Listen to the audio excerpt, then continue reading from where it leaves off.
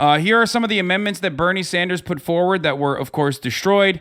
Cut Medicare drug prices by 50%. 1 yes vote, 99 no. 1:15 a.m. Expand Medicare, 3 yes votes, 97 no. Civilian Climate Corps, similar to the original original Civilian Corps. You know, a really important role in the New Deal. 1 yay, 98 no. Extend child tax credit. 1 yes, 97 no. Strike fossil fuel brakes. 1 yes, 99 no. It's always seems impossible until it's done. Never give up. And you saw the hardest fucking photo of Bernie Sanders dropping the hottest album at the steps outside the Senate. And there was a hot mic moment where Bernie Sanders is talking about the child tax credit, where he says, he asked Sherrod Brown, for the record, who is supposed to be like a progressive guardian, right? Well, he asked Sherrod Brown why adding the child tax credit would actually end up screwing up the Inflation Reduction Act. And his response is, "Come on, Bernie." That's cool. That's wonderful and cool. I like that. Bernie Sanders tried to amend the bill to include in the voterama, for the record. This is the voterama part of the process that happens in the budget reconciliation, where like everyone is able to tack on certain things that they want, certain provisions that they want onto this bill. It's more so symbolic, if we're being real, especially because people will just vote no, like they did aggressively, which makes them look fucking horrible, for the record. And by the way, those numbers include Democrats as well. Bernie Sanders tried to amend the bill to include an extension of the monthly child allowance that Democrats enacted on a temporary basis last year, but couldn't continue due to opposition from Joe Manchin. Pathetically, the United States has the highest child poverty rate of almost any major country on earth, Sanders said. Unfortunately for the millions working parents who benefited from this program, it expired in December.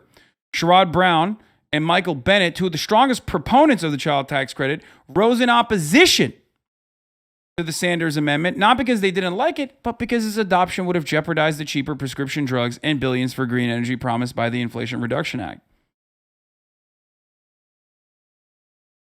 We also, once this is over, I will show you Bernie, I think, talked about Bernie's criticisms of the bill as well. Republicans trying to derail the package during a marathon 15-hour session suggesting changes to the legislation and pointing to one analysis that shows the bill would have little impact on inflation anytime soon. This Inflation Reduction Act is a lie.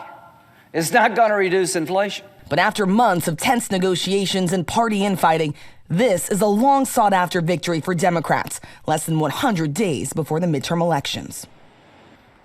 The House still has to take up this measure. That could happen as early as Friday. And as for when Americans will start to feel the impact of this legislation, some of this will take time. That out-of-pocket cap for prescription drugs for seniors won't kick in until 2025. And even Democrats admit this will have little impact on inflation in the short term and the pinch that so many Americans are feeling at home, George. That's what the analysis shows, but it was a big victory for the Democrats. Rachel, thanks very much. Hi, everyone. George Stephanopoulos here. Thanks for checking out the ABC News YouTube channel. If you'd like to get more videos, show highlights, and watch live event coverage. Oh, yeah, 2025. I thought it was 2026. So 2025. Joining me now, fresh from the ongoing marathon vote on the Senate floor, is the Senator Bernie Sanders, independent. Come on, guys. You don't understand. These things take time, okay? From Vermont, Senator Sanders. Which is great because, yeah, then Trump will take credit for it, too, when he wins in 2024.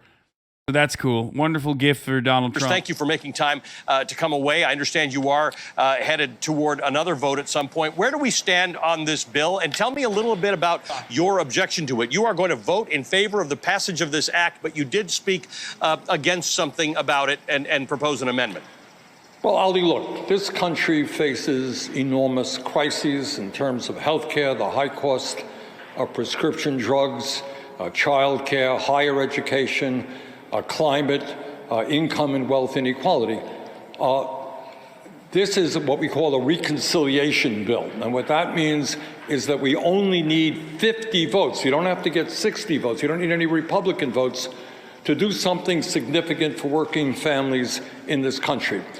And unfortunately, for fairly well-known reasons, we have two conservative Democrats we couldn't get the 50 votes that we need, really, to impact the needs of working families. So I have offered a series of amendments to strengthen the bill, which have not succeeded. Bottom line is that you have a bill which does some good things. We put some $300 billion into clean energy. And at a time when we face an existential threat in terms of climate change, this is a step forward.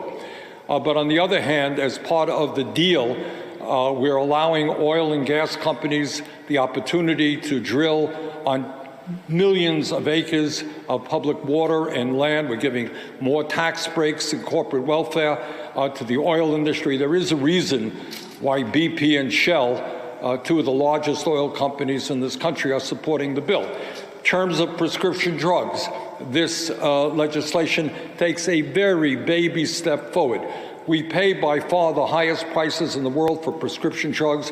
In some cases, you well know, we've talked about it, 10 times more than Canadians. What this bill does is say that Medicare should negotiate prescription drug prices, but only after 4 years, and they start off with only 10 drugs and go from there. So it's a very modest step forward. Bottom line is I'm going to support the bill because given the crisis of climate change, the environmental community says this is a step forward. It doesn't go anywhere near as far as it should. It is a step forward. And obviously, of all the matters in there, these two issues, whether it be climate or healthcare, are near and dear to both of our hearts. I want to talk specifically about some of the things you wanted to do. You had an amendment, 5210, requiring that Medicare not pay more than the VA. Right. Tell me what that was meant to do. This is a very simple amendment. Right now, I don't know if anybody knows this, for 30 years, the Veterans Administration has been negotiating prescription drug prices with the VA, similar to what Canada does, what countries all over the world do. The result is that the VA pays half as much for prescription drugs as Medicare. Now, how insane is it that in one federal government, you got the VA paying 50% of what Medicare is paying for prescription drugs? So all that my amendment said is, you know what? Medicare should not pay any more than the VA. Do what they've been doing for 30 years. Now, when you take on the pharmaceutical industry, you are taking on the most powerful lobby here in Washington, D.C. They have an unlimited amount of money to make sure we pay outrageously high prices. They got 1,700 paid lobbyists. So bottom line is, this legislation is a baby step. The only reason why this man is not assassinated, and I want you to understand it, the only reason why this man is not assassinated is because that's how fucking powerless the left is, ultimately. That he can, like, go on TV and say all this, and there's no mechanism to fight back against the lobbying interest groups, okay? That's it. Otherwise, like, if this shit happened in a situation where, like, he actually had the capacity to move the needle and genuinely push people further to the left, then he would be gone. They would kill him.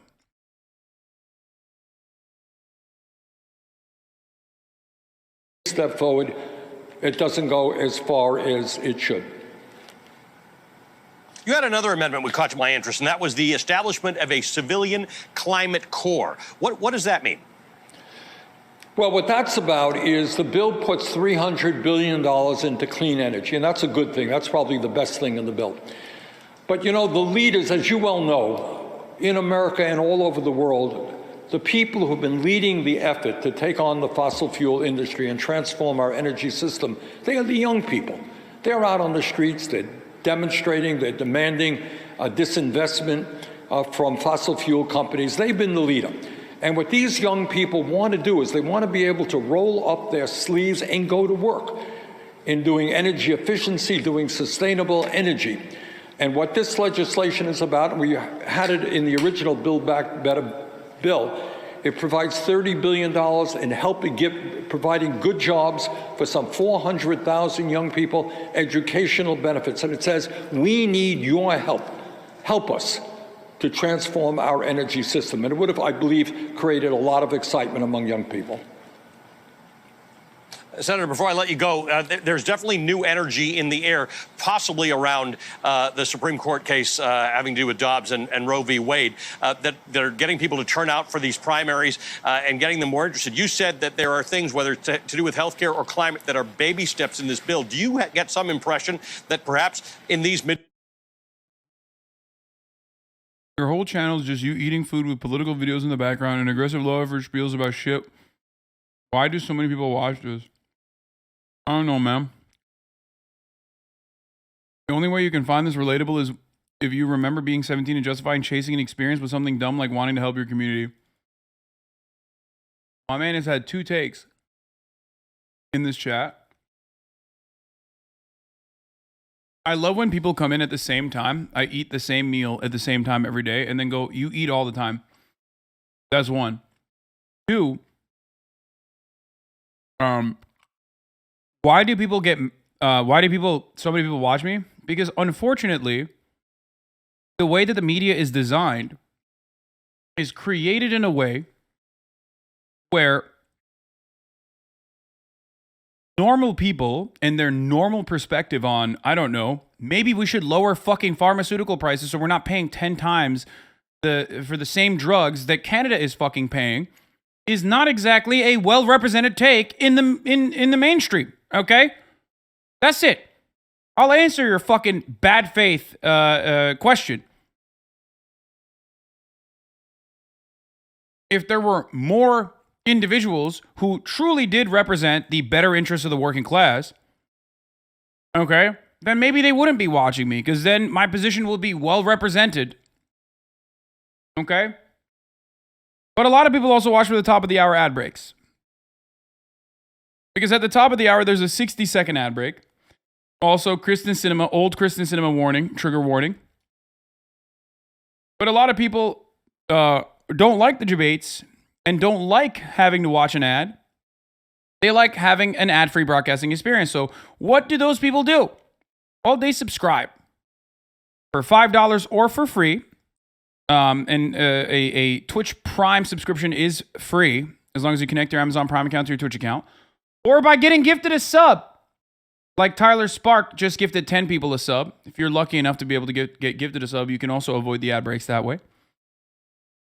You will be able to watch the broadcast uninterrupted with no 60-second ad breaks. Here's the 1-minute ad break now. midterms or in the coming 2 years, there will be an energy behind more than baby steps when it comes to climate and health care in America? You know, I worry very much that the Democrats have not done as much as they should in terms of responding to the needs of working families. It is no great secret that we're losing white working class voters, Latino working class voters, black working class voters. On the other hand, what this extremely right-wing Supreme Court has done, probably inadvertently, when they say that no woman in the United States of America has the right to control her own body, man, that sends off a signal all over this country, in Kansas, in Vermont, all over this country. So I think what you're going to see is a real response to that disgraceful decision, and people are going to be saying, you know what? It is not government that should tell a woman how she controls her body. It is a woman herself. And I think you are going to see increased voter turnout, and I think the Republicans may regret very much what their Supreme Court has done. Senator, good to see you. Thanks for taking some time away from the floor. I know you guys have been working for a long time and probably have many, many more hours ahead of you. Senator Bernie Sanders, independent of Vermont.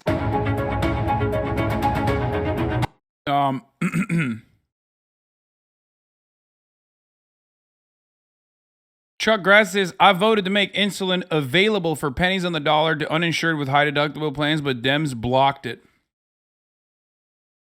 Great. It's not true, by the way, of course.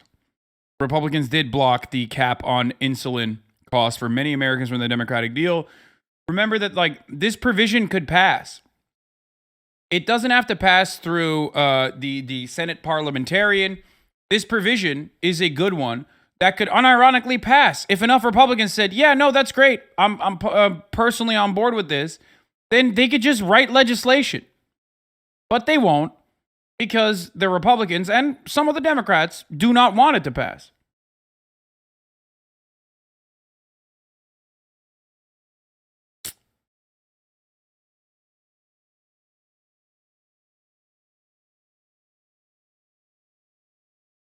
Should it be illegal for senators to lie? I think it should be illegal for senators. I think it should be illegal to be a senator. I'm an advocate for throwing every senator, and you know, maybe Bernie Sanders goes to jail for a little bit too, but like honestly, I'm fine. Like I'm fine with like every single senator going to jail tomorrow. It's great. Yeah, it should be illegal to Senate to be a senator. I did play the ad break. I don't know why I didn't fucking run it, but I did. I did run it. Make every government employee that doesn't deal with personal information wear a body cam at all times.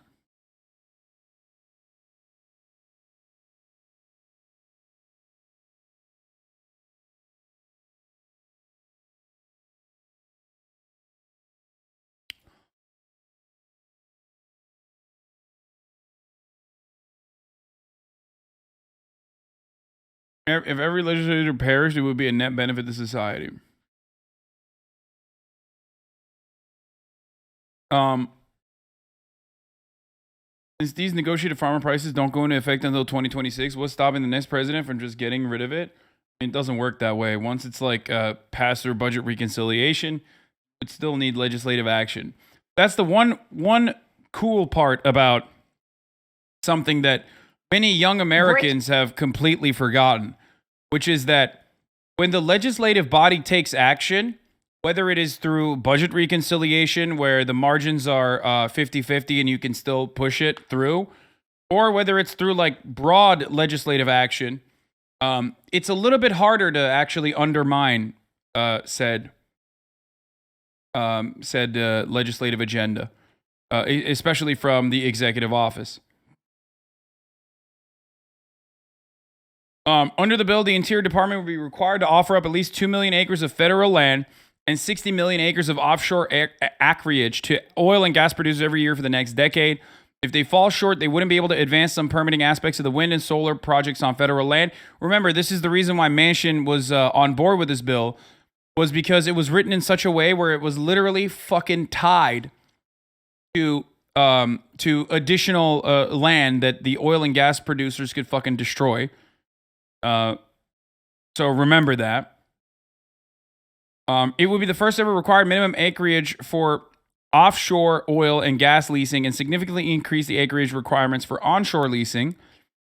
It would also revive Biden's outrageous failed attempt to carry out the largest oil and gas lease sale in the country's history, which a judge had blocked earlier this year for failing to properly account for the disastrous climate impact. It is a renewable energy revolution on top of a fossil fuel build-out, says Noel. Others were less polite, calling the proposed pairing deranged and madness. Brett Hartle, government affairs director at the CBD, called it a climate suicide pact. Because remember, you can't just do a renewable energy bill because there's Democrats in the Senate that will block it. That renewable energy bill has to come alongside a bill that is just like a gift wrap for the oil and gas industry.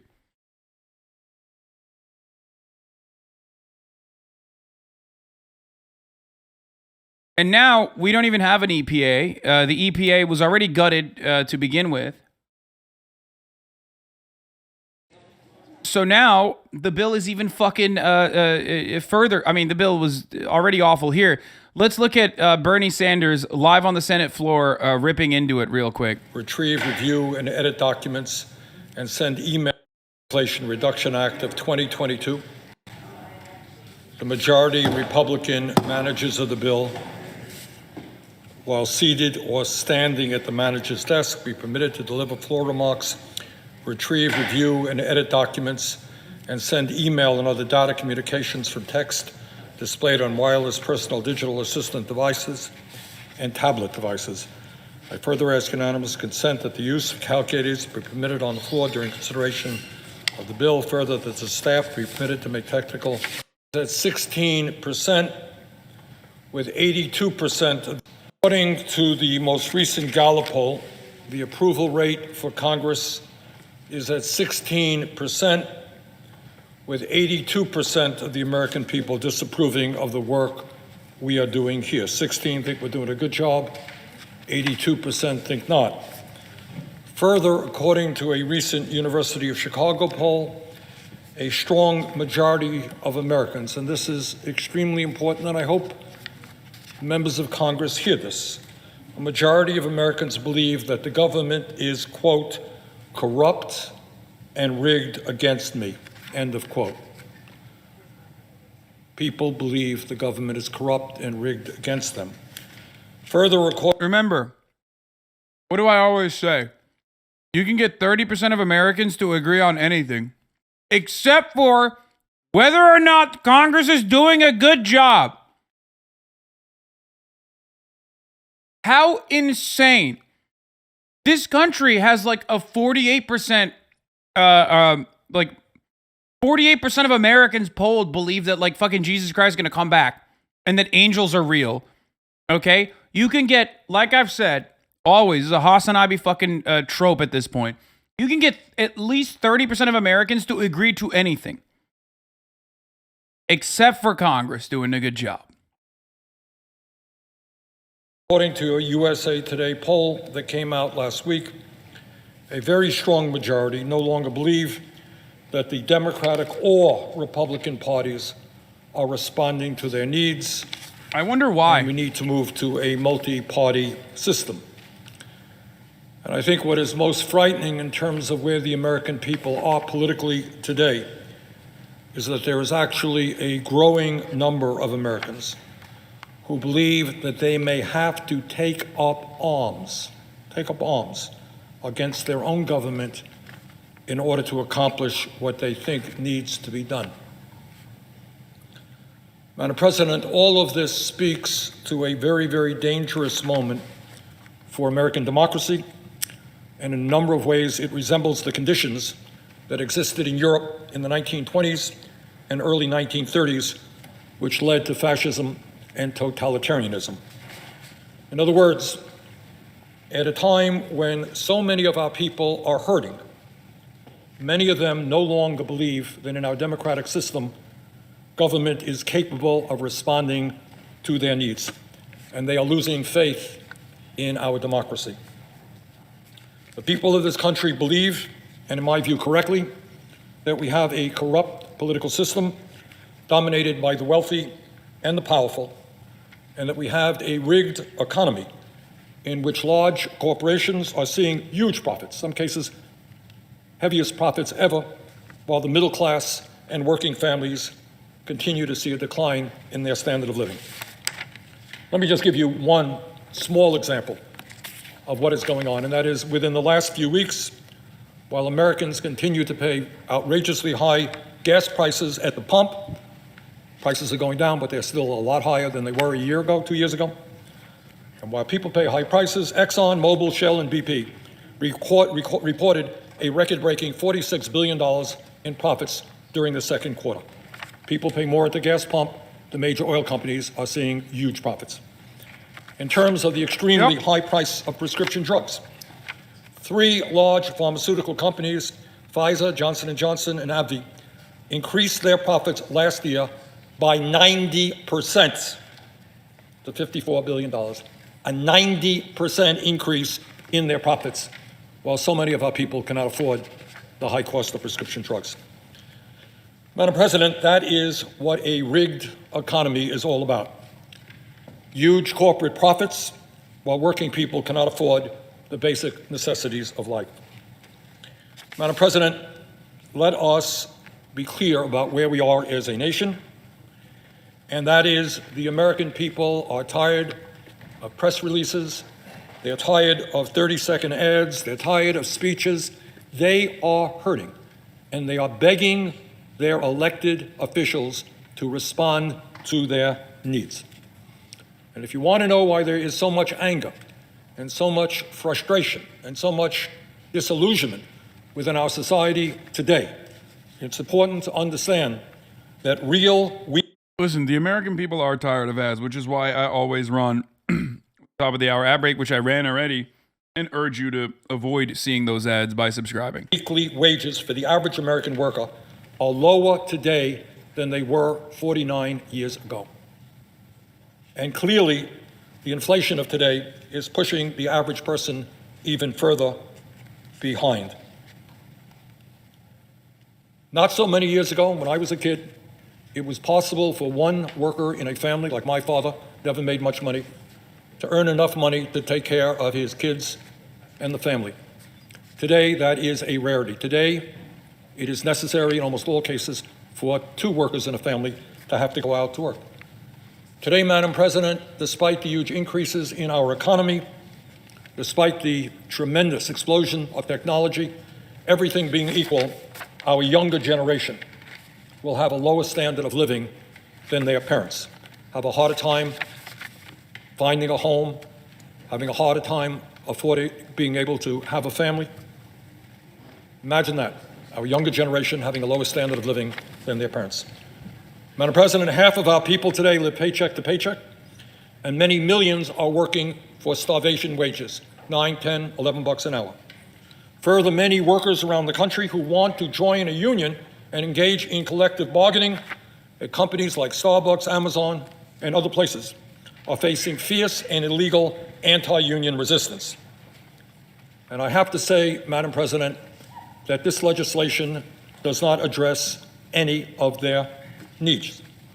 This legislation does not address the reality that we have more income and wealth inequality today than at any time in the last 100 years, where 3 people own more wealth than the bottom half of America. Doesn't address the fact that 95% of all new income is going to the top 1%. Doesn't address the reality that CEOs of major corporations are making 350 times what their workers are making. Madam President, I think everybody knows that we have a completely dysfunctional healthcare system. We now spend over $12,000 a year per person, more than double what other countries spend. Today, over 70 million Americans are uninsured or underinsured, and there are studies out there that say that some 60,000 people a year die because they're uninsured or underinsured and they don't get to a doctor on time. Meanwhile, every year, the insurance companies make tens of billions of dollars in profit. So we have a system in which the cost is outrageously high. People are dying because they don't get to a doctor on time. This bill does nothing to address the systemic dysfunctionality of the American healthcare system. Does nothing. Madam President, in terms of our kids, the future of our nation, shamefully, we have the highest rate of childhood poverty of almost any major nation on earth. This bill, as currently written, does nothing to address that. Madam President, our child care system is dysfunctional. If a working family is lucky enough to find a slot for their young one, on average, they will pay about $15,000 a year for child care, an impossibly high sum of money. Imagine that, $15,000 a year for child care if you're making 40 or 50,000 bucks. That is an absurd sum of money. Yet this bill turns its back on the working parents of this country and our children, does not begin to address the child care or pre-K crisis that we face. Madam President, a nation will be as great and competitive as its educational system is. And yet today, hundreds of thousands of bright... No, when he says Madam President, he's misgendering Joe Brandon. Don't you know he's transphobic, Sweaty? It's not because Kamala is the president of the Senate as the vice president. He's misgendering Brandon. Talking directly to him and saying, Brandon, you're a woman. You're a broad. And the American people are tired of women. That's what he's saying. Young kids all across this country are unable to afford a higher education. Imagine that. In the richest country in the history of the world, when we need the best educated workforce possible, got hundreds of thousands of young people. Oh, this is prescient to us in chat. No one in Congress takes him seriously. They're all scoffing at him as he says this. He wouldn't be the only one vote otherwise. This is what makes us so angry. Yeah. Cannot afford a higher education. And we have 45 million Americans who are struggling with student debt, sometimes outrageous levels of student debt. This bill, as currently written, does nothing to address it. Madam President, today, millions of elderly Americans and half of our senior citizens are trying to survive on $25,000 a year or less. Millions of senior citizens are unable to afford to go to a dentist. Imagine that. In the richest country on earth, elderly people can't afford to go to a dentist. Their teeth are rotting in their mouths. They can't afford hearing aids in order to hear what their kids, grandchildren have to say. They can't afford eyeglasses. This bill ignores that issue, does nothing to expand Medicare to cover those very basic health care needs. The result, millions of seniors will continue to have rotten teeth and lack the dentures, hearing aids, or eyeglasses they deserve. Madam President, and I hear this all of the time in Vermont, and I expect my colleagues hear it as well, so many of our elderly and disabled people would much prefer to stay in their homes rather than be forced into nursing homes. They need someone to come to. Archie 21, love Bernie, but why is he so cozy with Brandon, his good friend, and all the worst ghouls in DNC? Who cares? Like, who cares? He rips him, he shreds him regularly where it fucking matters. And he does politics to be like, oh, they're my good friends. These are my coworkers. You know what I mean?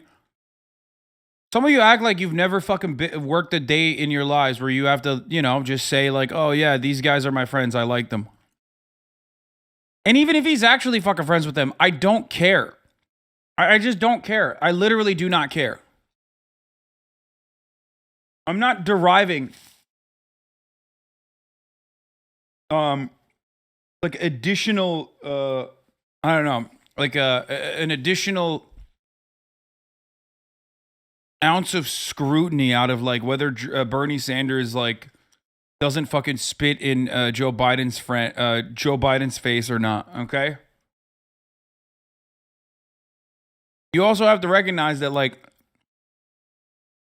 there's a reason why there's so much resentment towards Bernie Sanders within the Democratic Party.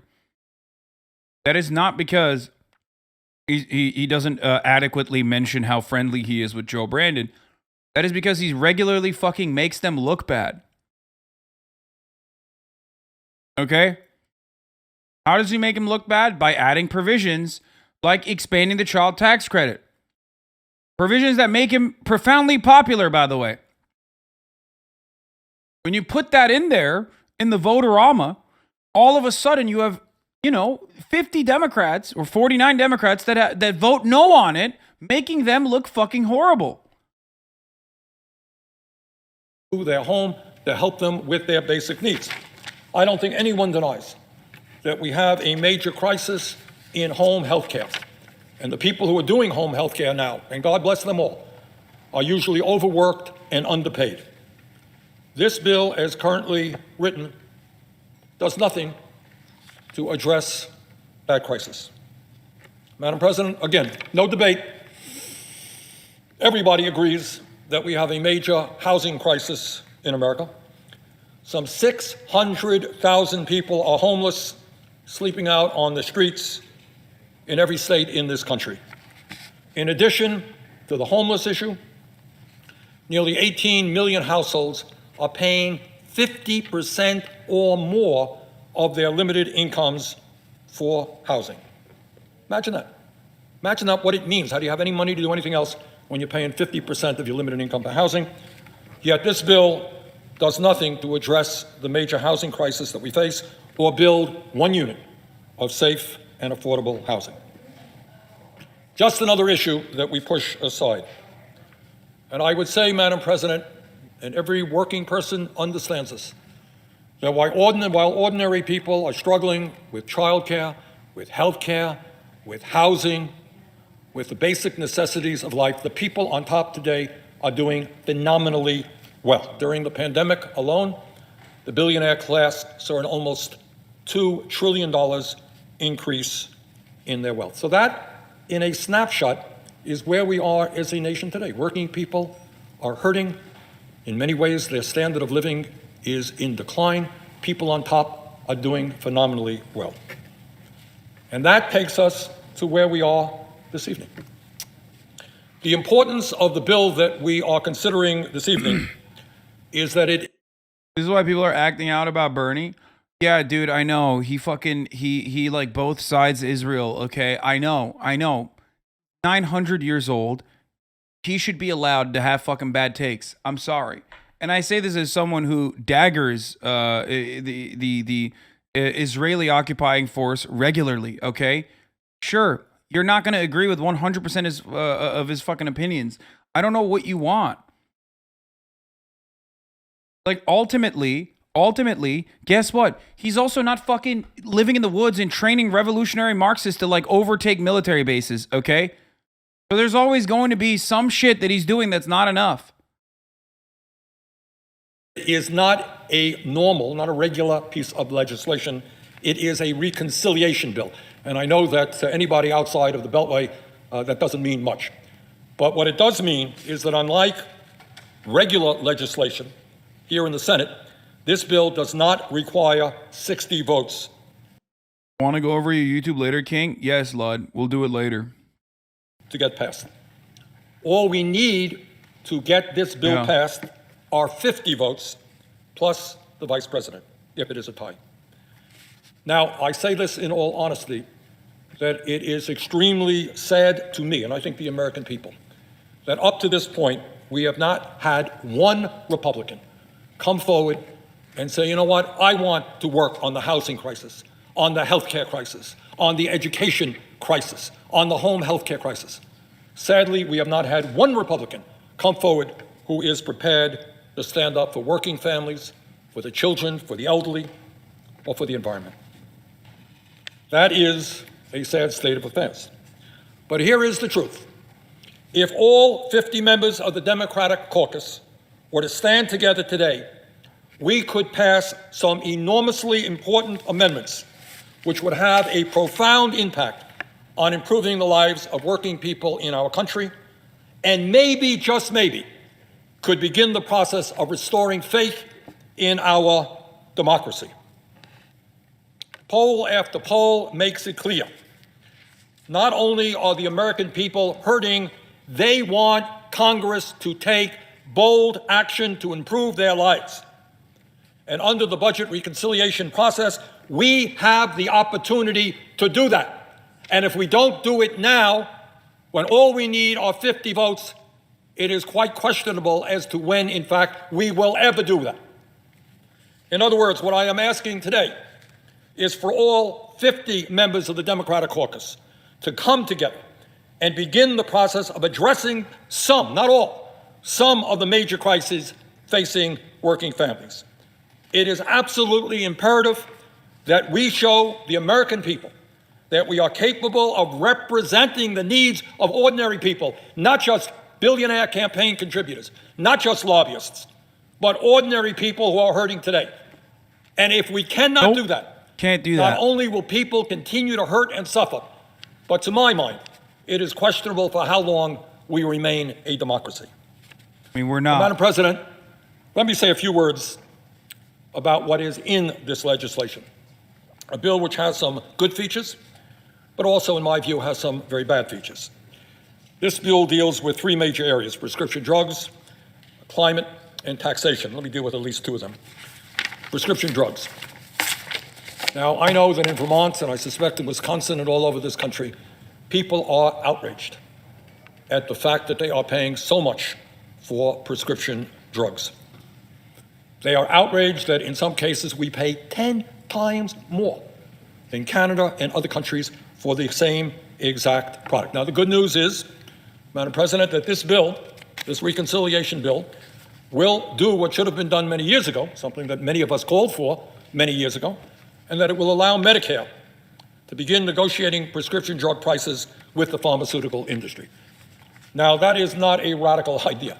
That is an idea that exists in probably every other major country on earth. And that is why their prices are so much lower. They don't let the drug companies charge any price that they want. So that's the good news. I've said time and time again, which of course, bargaining of that sort should be covered under, a capitalist free market. When when you go to like a Costco or you go to a Sam's Club, wherever the fuck, you're getting wholesale prices. Why? Because you're getting wholesale, you're purchasing wholesale. The price point is lower. America's the only fucking OECD nation where the government buys a boatload of fucking wholesale drugs and can't actually negotiate because it is banned. That's the reason why other countries are able to pay a tenth of the prices for the same pharmaceuticals that you get. News. But here, Madam President, is the bad news, and we must be honest about it. At a time when so many of our people cannot afford the prescription drugs they need, and 1 out of 4 Americans can't even fill the prescription their doctor's write, this Medicare negotiating provision will not go into effect for 4 years, at which time only 10 drugs will be negotiated, with more to come in later years. So, if anybody thinks that as a result of this bill we're suddenly going to see lower prices for Medicare, you are mistaken. Ain't going to happen next year, the year after, the year after, the year after. And by the way, given the incredible power of the pharmaceutical industry, I would suspect even money that they will figure out a way to get around this provision if it takes 4 years to implement. Oh, yeah. So, this provision will have no impact on the prices for those. Damn! Look at that. Yo! Look at how quickly he pulled it out and swapped it. Make this man the president. I don't give a fuck. He's 900 years old. I'm going against everything I said earlier about like how old people, I'm ageist, I'm ableist, whatever. This man is able, okay? This man is able-bodied. He's able and he's capable. Look how fast he pulled his phone out and fucking he slid behind his back, dude. Look at that. Look. This provision will have no impact. Boom! Passed. That's crazy. That's crazy. Some of you are like 17 and you can't do that, okay?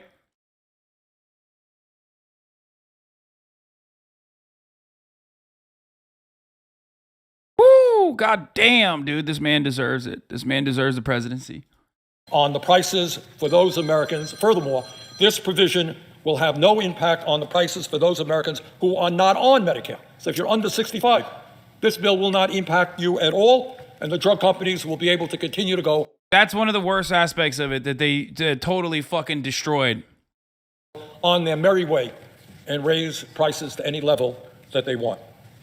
Madam President, under this bill, at a time when the drug companies are enjoying huge profits, the pharmaceutical industry will still be allowed to charge the American people by far the highest prices in the world for prescription drugs. So that is the reality of this bill.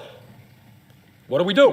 Well, if we are serious about responding to what the American people want in the polling that I have seen, it's like 70 or 80% of the people understand that prescription drugs are much too high. They want us to act. This bill, unfortunately, does not do that. If we are serious about reducing the price of prescription drugs, we know exactly how we can do it. For over 30 years, the Veterans Administration has been negotiating with the pharmaceutical industry to lower the cost of prescription drugs.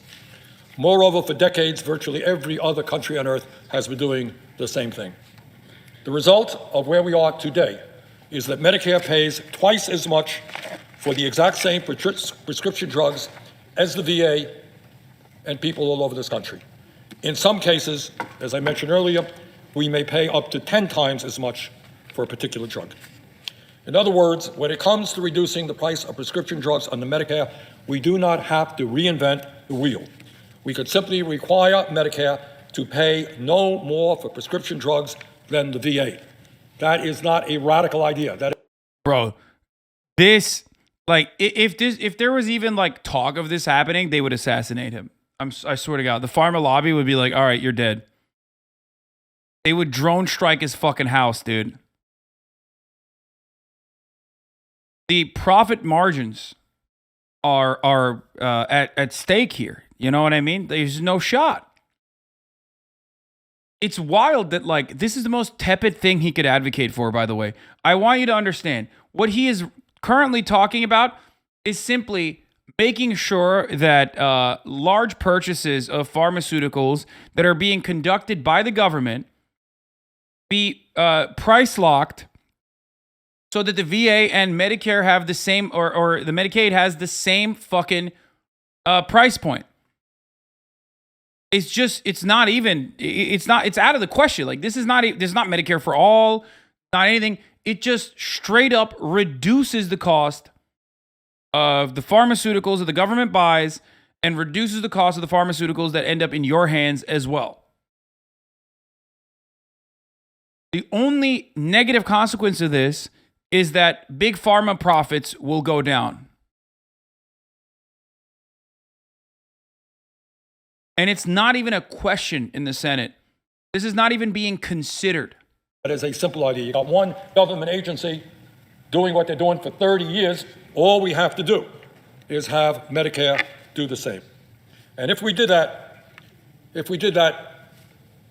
we could literally cut the price of prescription drugs on the Medicare in half. Yeah, but what about the shareholders? They could suck me from the back too.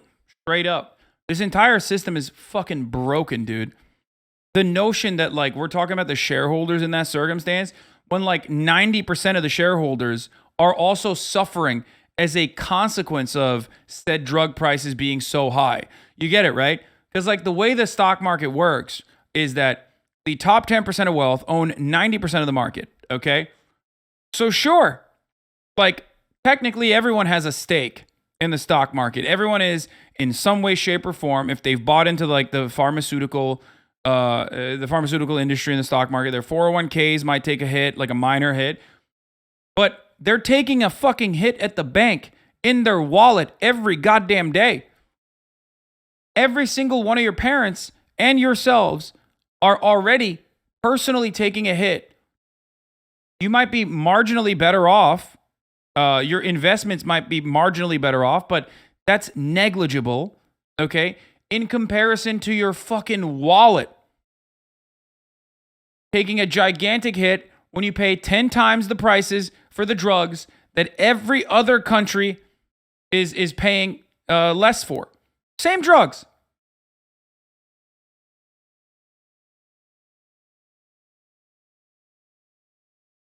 And this is the wild part about it that Americans cannot comprehend. This is an intentional aspect of the privatization of social safety nets, such as Social Security in the form of 401ks. This is what happens when you don't have pensions, and pension plans are already, complicated and have a litany of issues as well. But this is what happens when you privatize an aspect of the government that's supposed to be publicly handled and adequate. Motherfucker said, says you. Bad take. Why would you want to lose money? No, I'm saying you would make more money in the long run. In the form of incredible amounts of savings. Okay? Half in a matter of months, not years. And that is why I am introducing. Americans fund a lot of the research and development as well. Then they can't afford to buy the drugs that they help create. Yeah. R&D's coming out of your pockets too in the form of taxes, which is good. It's a good place that the taxes go to. You're funding these colleges that also then end up going back into the R&D by paying insanely high prices for colleges.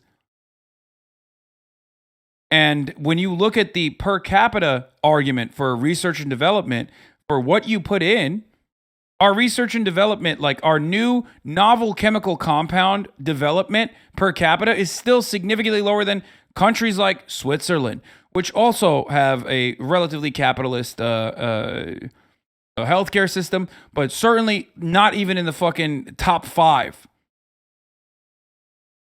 And that's before you attribute cost to it. How much we pay for all these things, how much we pay for R&D versus how much new chemical compounds, novel chemical compounds we find in the United States of America. Of course, if you look at the totality of it, America is gigantic. So yes, we are inventing more here than other countries that are much, much smaller. But you have to look at the efficiency. If you want to look at it from a capitalist point of view, you could do that as well. From an efficiency perspective, if you were to look at new chemical compounds being found, $1 goes a much longer way in every social democratic country where there are more novel chemical compounds being found per capita than the United States of America. An amendment today to do just that. Under this amendment, we could save Medicare $900 billion over the next decade. This is nine times more savings than the rather weak negotiation provisions currently in the bill. We could save $900 billion by negotiating rather than $100 billion. The reason that we pay the highest prices in the world for prescription drugs is not hard to understand. During the past 20 years, the pharmaceutical industry has spent over $5 billion on lobbying and over $500 million in campaign contributions. Further, the pharmaceutical industry has, over the years... That's called kickbacks, baby. You got to give the people that are allowing you to rake in record high profits a crumb back in return. That's what it is. Instead of paying the federal government, right, in the form of taxes, instead of lowering your pharmaceutical cost by allowing the government to negotiate, pay a couple $2 billion to the Senate so they just make sure that those key provisions that would hurt your bottom line never get passed. Mounted an unprecedented lobbying effort in Washington and in states all across this country. Now, what is unbelievable, if you want to know what a corrupt political system is about, if you want to know what money in politics is about, if you want to know what corporate greed is about, if you want to know why we pay the highest prices in the world for prescription drugs, please understand that right now, at this moment, the pharmaceutical industry has more than 1,700 well-paid lobbyists on Capitol Hill to protect their interests, including former congressional leaders of both major political parties. They buy Democratic leaders, they buy Republican leaders, they buy former members of Congress. 1,700 well-paid lobbyists to make sure they continue to rip off the American people and charge us. In every other country, we call this bribery and corruption, by the way. One of the most significant problems with even countries like Sri Lanka or any other country that's developing is corruption, right? Turkey, Erdogan, he's so corrupt. He's getting kickbacks from the same industry leaders that are giving him the money rather than funding the fucking federal government, funding the government, right? That's corruption when it happens in Turkey. That's corruption when it happens in any other country. But here in America, it's called corporate lobbying and it's totally legal. In the West, you call it lobbying because we have codified corruption. We have made it legal. We've legalized corruption, so it's somehow more appropriate. This used to be better in Europe. It's changing over the course of the past 2 decades. Europe has also changed with respect to how much lobbying works, but there's still public funding laws and rules and regulations in place as to how much money politicians can get.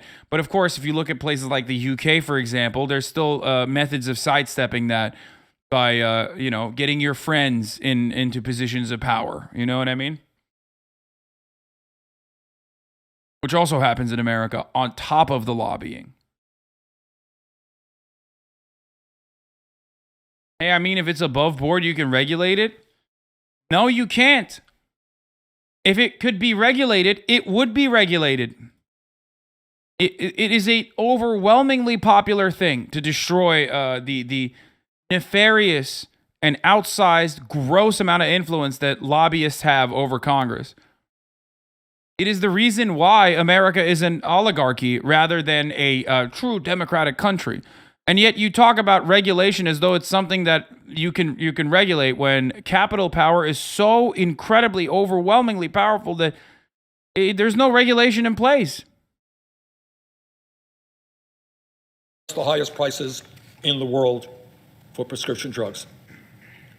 That is over 3 lobbyists for every 1 member of Congress. 535 members of Congress, 1,700. Motherfucker said corruption, when it's legalized, can be regulated. Meanwhile, Bernie Sanders talking about how there's 3 lobbyists for every member of Congress. How do you regulate that? Well, I have an idea on how you can regulate it, for the record. But, you know, I won't say it out loud. Lobbyist. Mr. President, just yesterday, and this is really interesting, and I think it brings it all out, the CEO of Pharma, his name is Steve Ubel, I think, basically said, and I appreciate his honesty and straightforward, he said, anybody who votes even for this incredibly tepid bill. People will turn around and be like, lol, cops policing themselves? That's funny. Obviously, that's not going to fucking work. But then when it comes to Congress policing itself, you're like, no, it'll happen. It'll happen. Why? Because, I believe in the theory of democracy. Yeah, totally, bro. It'll definitely happen. I'm sure Congress will regulate itself to ensure that they get less money as a consequence of sitting in this fucking throne of power. That'll certainly happen eventually, you know? He said, we are going to go after you. He stated, and I love this, the kind of modesty, he said, quote, few associations have all the tools of modern political advocacy at their disposal in the way that Pharma does, end of quote. In other words, if you dare to vote in any way to lower the cost of prescription drugs, we're going to spend all of the money we have, and we have endless, unlimited amounts of money against you. That is what a corrupt political system is about. That's what corporate greed is about. Basically, the CEO of Pharma is saying, you vote for this bill, you can expect millions and millions of dollars of 30-second ads against you. That's where we are in the state of our democracy today. Madam President, Mr. President, prescription drugs is a huge issue, but it's not the only issue that is dealt with inadequately in this legislation. It is my view, I think it is the view of the majority of American people, it is certainly the view of the scientific community, that climate change is an existential threat to that planet. Now that sounds like a big word, existential, but what it means, if we don't get our act together, there may not be a planet that is healthy and habitable for our children and grandchildren. It is very fundamental. Do we protect future generations? The only problem with Bernie Sanders is that he says fundamental like he's British. That's the only issue I have with him. That's it. Mr. President, this legislation provides $370 billion over the next decade to combat climate change and to invest in so-called energy security programs. Now, the good news, and it is good news, is that this legislation, as currently written, would provide more funding for energy efficiency and sustainable energy than has ever been invested before. That is the good news. But, Mr. President, the bad news is that this bill, as currently written, includes a huge giveaway to the fossil fuel industry, both in the reconciliation bill that we are considering and in a side deal that was just made public a few days ago. Mr. President, under this legislation, the fossil fuel industry will receive billions of dollars in new tax breaks and subsidies over the next 10 years, on top of the $15 billion in tax breaks and corporate welfare that they already receive every year. And interestingly enough, Mr. President, that may well be the reason why BP, one of the largest oil companies in the world, supports this bill. It may be the reason why Shell, another huge oil company, supports this bill. And it is the reason, I suspect, why the CEO of ExxonMobil is pleased by many of the provisions included in this deal. So we've got to think a little bit about what it means when major oil companies who are in the process of destroying the planet support this legislation. Under this bill, up to 60 million acres of public waters must be offered up for sale each and every year to the oil and gas industry before the federal government could approve any new offshore wind development. To put that in perspective, 60 million acres is the size of the state of Michigan. Further, under this bill, up to 2 million acres of public lands must be offered up for sale each and every year to the oil and gas industry before leases can move forward for any renewable energy development on public lands. In total, this bill will offer the fossil fuel industry up to 700 million acres of public lands and waters to oil and gas drilling. Wait, what do you mean, what the fuck? Are you guys unfamiliar with this? I literally have been covering this for the past week. Hello? Why do you think Joe Manchin is on board with this? It's because the only way to get Joe Manchin on board with it, remember, no conflict of interest for Joe, to be sitting on the fucking energy committee despite having his family quite literally own a coal mine and represent the oil and gas industry's interests at every step. The reason how you got, Big Coal Joe on board was because they're opening up acres, like they're tying green energy, renewable energy initiatives, which, by the way, are not like regulatory mechanisms, which are absolutely a necessity at this point, but instead they are basically incentives. And even to give those incentives to corporations to invest into renewable energies in the form of subsidies and tax breaks, you had to open up acres of land every year for the oil and gas industry to drill on, if they wish to do so. Over the next decade, far more than the oil and gas industry could possibly use. And Mr. President, that is not all. The fossil fuel industry will not just benefit from the provisions in the reconciliation bill as currently written.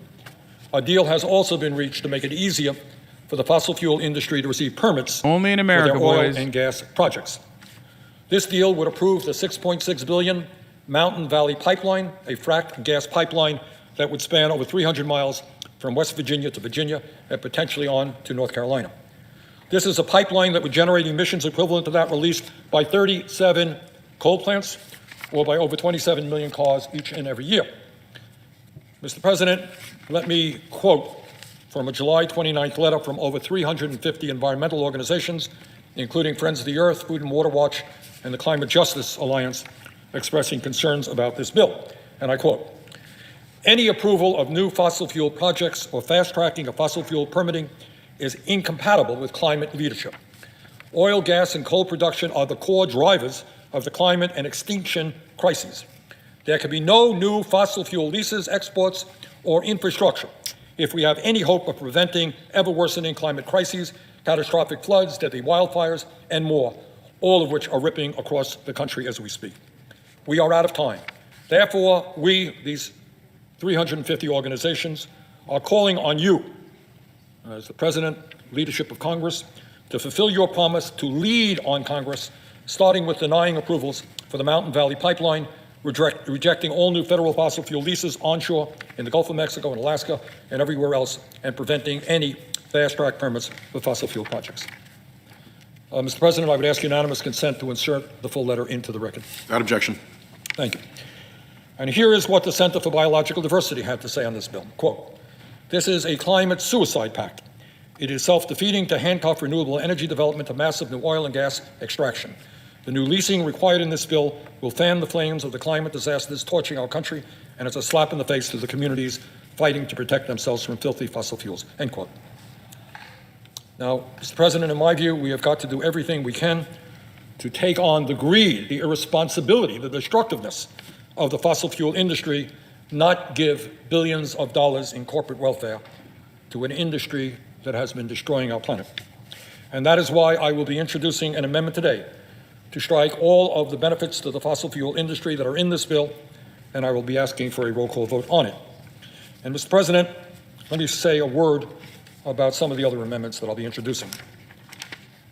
I will be introducing an amendment that is widely popular. The concept is widely popular, and that is to expand Medicare to provide dental, vision, and hearing benefits.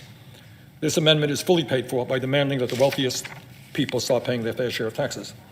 Further, I will be introducing an amendment to provide $30 billion to establish the Civilian Conservation Corps, which would create 400,000 jobs for young people to combat climate change. The entire younger generation wants to roll up their sleeves and get involved in the effort to transform our energy system away from fossil fuel. And this amendment and the establishment of a Civilian Conservation Corps would allow them to do that. And further, I gotta pee, I'll be back. I'll be introducing an amendment to expand the $300 a month child tax credit for the next 5 years by restoring the top corporate tax rate from 21 to 28%. As you know, we made significant progress in lowering childhood poverty in America. We reduced it by 40% with the establishment of a child tax credit. But unfortunately, that was not continued in this year, and I think it needs to do so. So, bottom line, this is where we are at. The American people are hurting. Tens of millions of workers are falling further and further behind. The elderly are hurting. The kids are hurting. And people are looking to their elected representatives in Washington to finally address the crises that they are facing.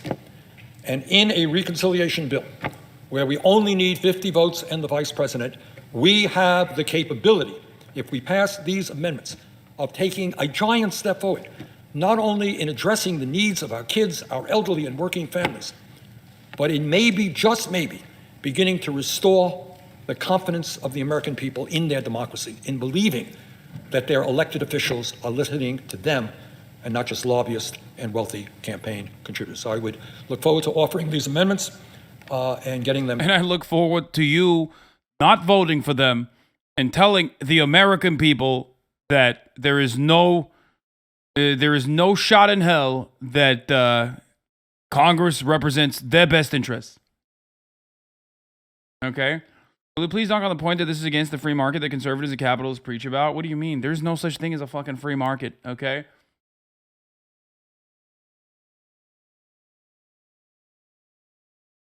There is no such thing as the free market. Not real. It's a unicorn. It's made up. Passed, and I thank the president very much and yield the floor.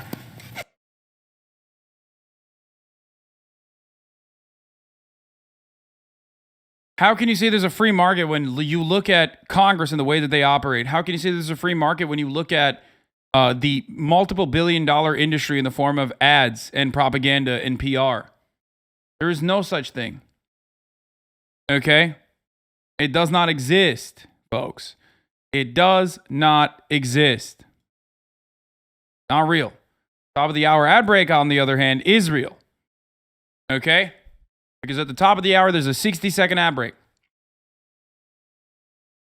That's not propaganda. That's real life. And you see those ads as long as you don't subscribe. Now, of course, you can subscribe for $5 or for free. Or what the fuck? Las Canarias with a 50 gifted sub. Jesus Christ. As long as you're one of the lucky 50 that just got gifted by Las Canarias, then you're fine. But if you weren't lucky enough to receive one of those, then, you know, if you weren't a part of the 50 bomb, then you're going to have to subscribe on your own for $5 or for free with a Twitch Prime by connecting your Amazon Prime account to your Twitch account, where you get one free Prime subscription a month. Hopefully you use it on your favorite streamer, me, even though I don't run as much ads as your other top content creators on this platform. Psychonaut Andy, thank you for the 5 get the subs. Here's the 1 minute ad break now. And Cock Eed Fartin, thank you for the 5 get the subs as well. I mean, let's look at this, by the way. Speaking of free market, Republicans block cap on insulin. The 5G vaccine for QAnon teens. Thank you for the 5 get the subs. Republicans block cap on insulin costs for many Americans in the Democratic deal. Republicans stripped out a provision to cap insulin costs at $35 for private insurers, but the Inflation Reduction Act still includes an insulin price cap for seniors on Medicare. Democrats had tried to preserve the provision to cap insulin costs at $35 for private insurance, but that vote failed 57-43, with 7 Republicans voting with them to keep insulin cost cap in the bill. 3 short of what was needed. We needed 3 fucking votes. 3 fucking votes, and blammo, all of a sudden, that's legislation. Okay? 3. Think about that. 3. Wild to consider.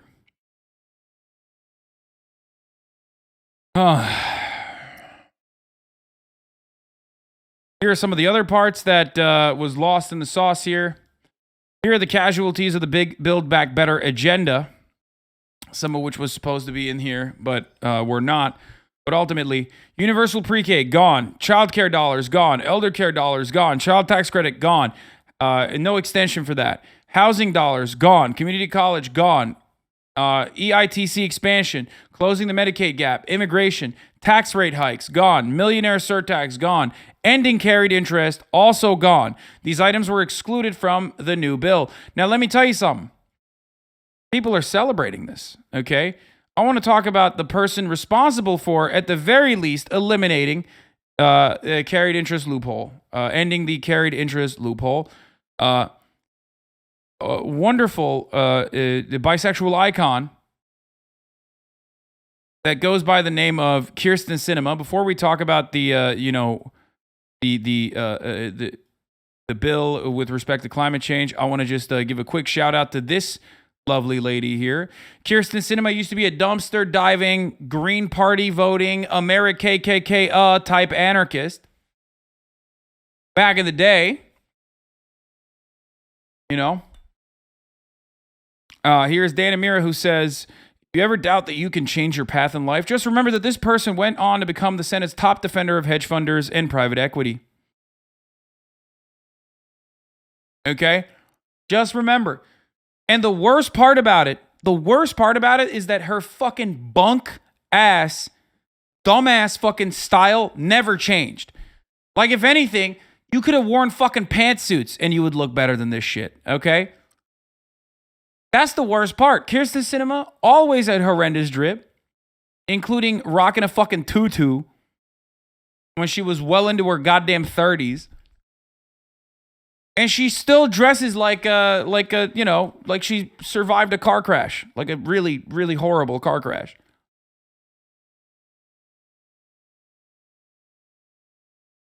But Kirsten Sinema has a lot of allies for this.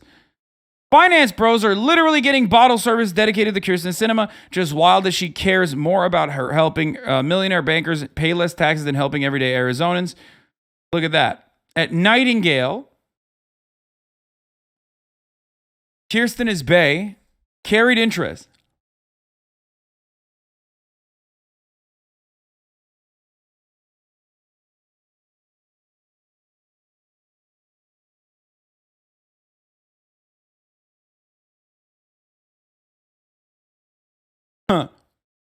She dresses like a kid whose parents let them wear Halloween costumes year round. Oh my Lord. You know she's shopping. You know she's shopping at Ross Dress for Less. Bringing it back to my original point, which is no one should shop at Ross Dress for Less, except Kirsten Sinema shops there all the fucking time. Okay?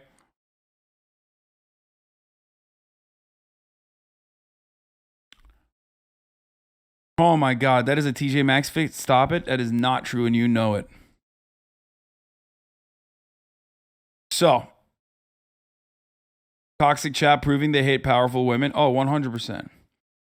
Lots of things about the Manchin climate bill are true all at once. It's far and away for the country's most significant piece of climate policy ever and is nowhere near the level of action scientists say is necessary to avoid the worst impacts of the climate crisis. What Chase Woodruff is saying. Talking about, beware of anyone telling you that the modest or incremental progress doesn't matter because we only have a narrow window to act, despite what is forgivably implied by some rhetoric. The climate crisis is not a ticking time bomb. Every ton of greenhouse gases emitted into the atmosphere, whether tomorrow or in 2050, will make things worse. And every ton we stop from being emitted, whether tomorrow or in 2050, will help.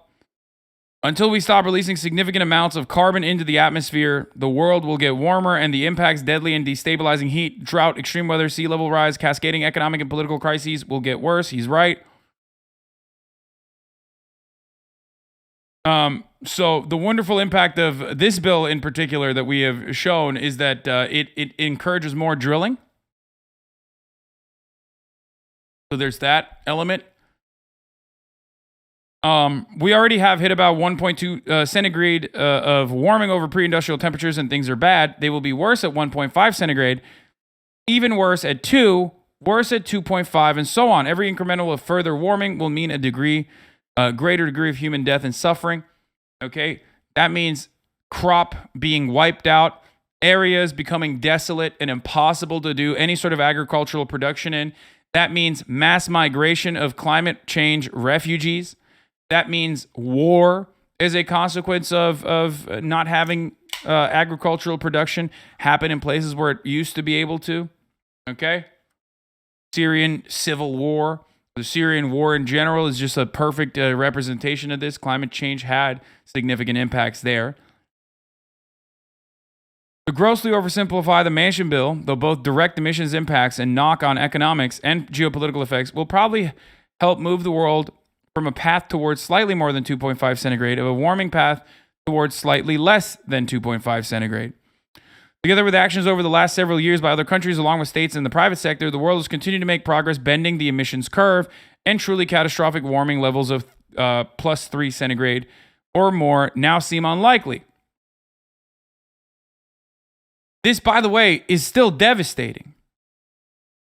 Remember, we're talking about like once every 1,000-year extreme weather conditions happening year round.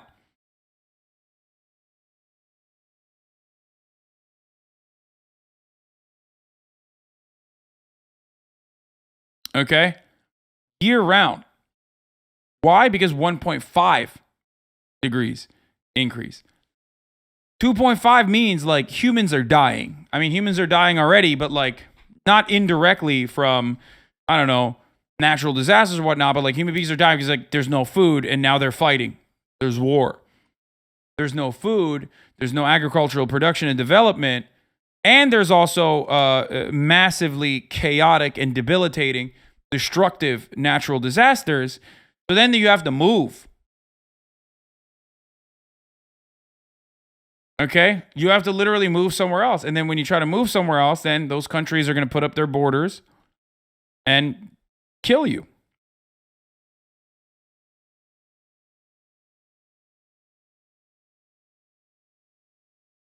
But again, all of this taken together is still a far cry from the emissions pathway that scientists say would do the most limit to catastrophic impacts while still remaining technologically and economically feasible. A 1.5 centigrade consistent target. When scientists released an exhaustive report on the 1.5 target in 2018, they warned that achieving it would require rapid, far-reaching, and unprecedented changes in all aspects of society. This is the RDC World meme, literally, that happened in real life. Though it's been clear for a while now, the Manchin bill is a final confirmation that the world hasn't chosen that path. Without drastic transformative action by the world's largest economy, the 1.5 target is now almost certainly out of reach. So that's where we are. Pending further action, which is unlikely at the federal level for the foreseeable future, we've prevented the vast amounts of harm that would result in 3 centigrade plus warming, while choosing to accept the still vast amounts of harm that will result at 2 to 2.5.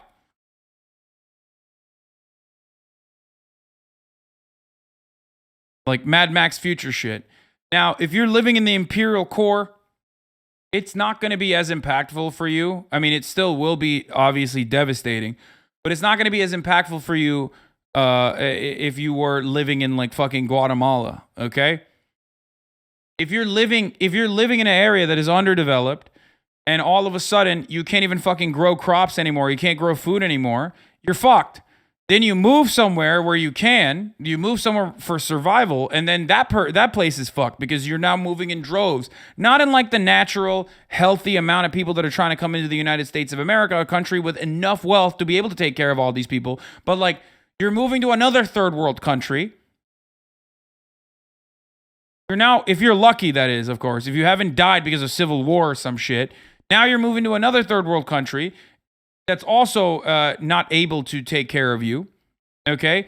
And then that country is also destabilized, trying to, in droves, in the millions, like multiple fucking millions, I'm talking like hundreds of millions, trying to rush the fucking border of a country that will actually be habitable for you.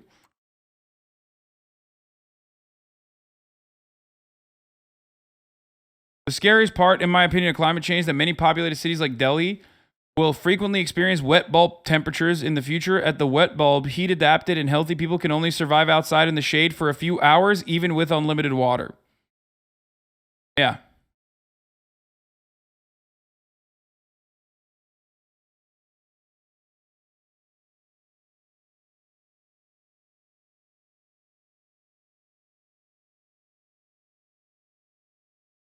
So that's where we're at.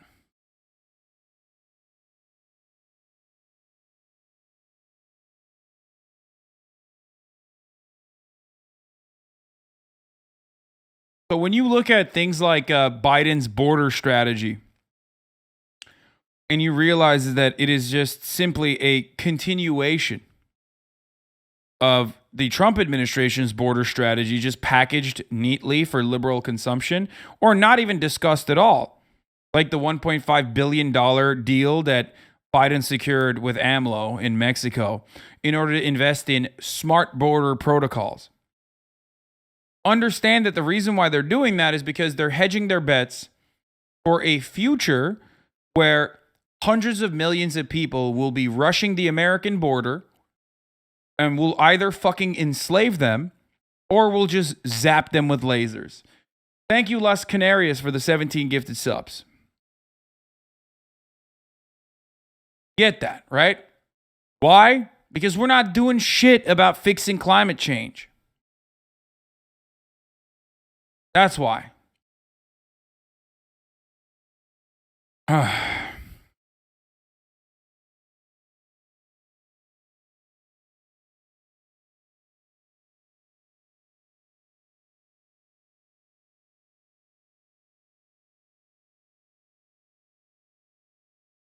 New research using the wet bulb globe temperature hits danger zone at 87 Fahrenheit. Humans can't endure temperatures and humidities as high as previously thought.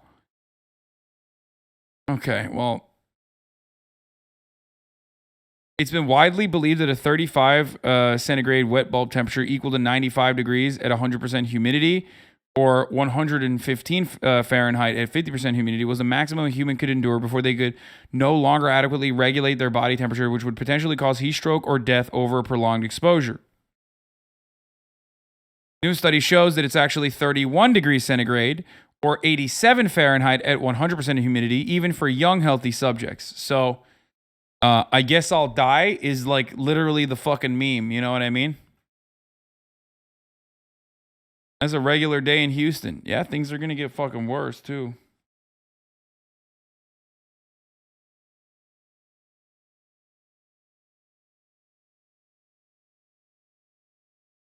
The "this is fine" meme is quite literally becoming a reality. You know, the "this is fine," like the dog that is on fire in a house. Like that is straight up the fucking reality now. Fuckers are like, at least I got the AC on.